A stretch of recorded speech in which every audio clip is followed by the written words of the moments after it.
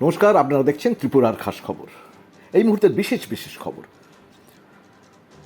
উত্তরপ্রদেশ, বিহারের পর নিট কেলেঙ্কারিতে এবার পশ্চিমবঙ্গের নামও জড়ালো। এর আগে টেট ও এসএসসি নিয়ে পাহাড় প্রমাণ দুর্নীতির অভিযোগে তৎকালীন শিক্ষামন্ত্রী পার্থ চট্টোপাধ্যায়, শিক্ষা অধিকর্তা মানিক ভট্টাচার্য সহ অনেক রাঘব বোয়ালরা গ্রেপ্তার হন। এবার নেট দুর্নীতিতে মমতা ব্যানার্জির রাজ্যে কেলেঙ্কারিতে ধরা পড়ল সৌরিশ ঘোষ নামের এক ব্যক্তি। ১৭ লক্ষ টাকার বিনিময়ে প্রশ্ন ফাঁস জড়িয়ে কোচিং সেন্টার। সৌরিশ ঘোষকে শেক্সপিয়ার থানার পুলিশ গ্রেপ্তার করেছে।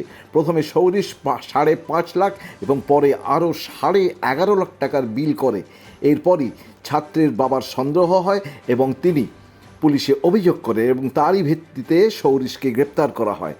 সৌরিশকে গ্রেপ্তার করে আর কারা এর মধ্যে আছে জড়িয়ে, এই চক্রের মধ্যে জড়িয়ে আছে তা তদন্ত করে দেখা হচ্ছে এবং সৌরিশকে দিল্লিতে নিয়ে জেরা করা হবে বলে সূত্রের খবর। পরের খবরে আসি। লোকসভায় দ্বিতীয়বারের জন্য স্পিকারের চেয়ারে বসলেন ওম বিড়লা।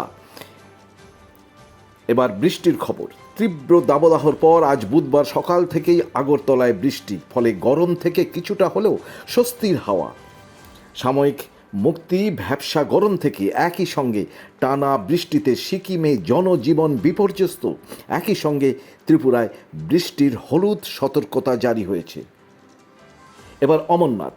৫২ দিনের অমরনাথ যাত্রা চলবে ১৯শে আগস্ট পর্যন্ত। আপাতত খবর এই পর্যন্ত। আমরা ফিরে আসছি এরপরে আরও খবর নিয়ে। সেই পর্যন্ত আপনারা ভালো থাকুন, সুস্থ থাকুন, আর এই চ্যানেল সাবস্ক্রাইব করুন এবং কমেন্টস বক্সে জানান কেমন লাগছে আপনাদের এই খবর।